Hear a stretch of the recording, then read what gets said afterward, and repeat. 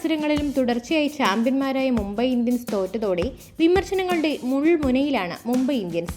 ഒന്നാമത് ഹിറ്റ്മാനെ തഴഞ്ഞ് പുതിയ ക്യാപ്റ്റനായി ഹാർദിക് പാണ്ഡ്യയെ ഇറക്കിയത് ആരാധകർക്കാർക്കും അത്ര രസിച്ചിട്ടില്ല. അതിനൊപ്പം സീനിയേഴ്സിനെ ബഹുമാനിക്കാത്ത ഹാർദിക്കിനെ ഇപ്പോൾ ക്രിക്കറ്റ് പ്രേമികൾ ഒന്നടങ്കം ശത്രുപക്ഷത്താണ് ഇരുത്തിയിരിക്കുന്നത്. ഇപ്പോൾ ഇതാ അതിന് പിന്നാലെ ചൂടേറിയ മറ്റൊരു സംഭവം കൂടി.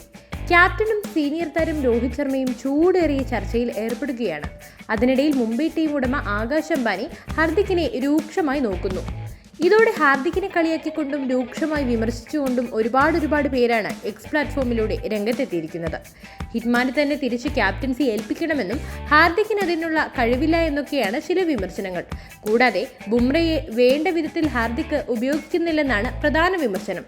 സൺറൈസേഴ്സ് ഹൈദരാബാദിനെതിരെ 4-ാം ഓവറിലാണ് ബുംറ പന്തെറിയാനെത്തുന്നത്.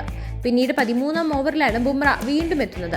4 ഓവറിൽ 36 റൺസ് വിട്ടുകൊടുത്ത ബുംറയ്ക്ക് ഒരു വിക്കറ്റും വീഴ്ത്താൻ സാധിച്ചിരുന്നില്ല. ഹാർദിക്കിന്റെ ക്യാപ്റ്റൻസിയിൽ വ്യക്തത ഇല്ലായ്മയുണ്ടെന്നാണ് ഓസീസ് താരം സ്റ്റീവൻ സ്മിത്ത് വരെ പറഞ്ഞിരിക്കുന്നത്. ഓസീസ് താരത്തിന്റെ വാക്കുകൾ ഇങ്ങനെ: ബൗളിംഗ് മാറ്റങ്ങളാണ് ആശയക്കുഴപ്പത്തിലാക്കുന്നത്. ബുംറ 4-ാം ഓവറിലാണ് പന്തെറിയാനെത്തിയത്. 5 റൺസ് മാത്രമാണ് വിട്ടുകൊടുത്തത്. പിന്നീട് ബുംറയെ കാണുന്നത് 13-ാം ഓവറിലാണ്. ലോകത്തെ മികച്ച ബൗളറാണ് ബുംറ.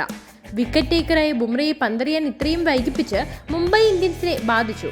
ആ തന്ത്രം ക്യാപ്റ്റൻ മനസ്സിലാക്കിയില്ല.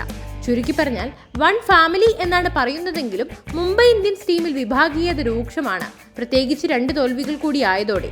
ടീമിനകത്ത് രോഹിത് ശർമ്മയെ പിന്തുണയ്ക്കുന്നവരുടെ സംഘവും ഹാർദിക് പാണ്ഡ്യയെ പിന്തുണയ്ക്കുന്നവരുടെ സംഘവും ഉണ്ടെന്ന് പ്രമുഖ ഹിന്ദി ദിനപത്രമായ ദൈനിക് ജാഗരൺ ഈയടുത്ത് റിപ്പോർട്ട് ചെയ്തിരുന്നു.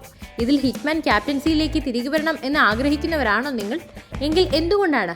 എന്താണെങ്കിലും തീർച്ചയായും കമന്റ് ചെയ്യൂ.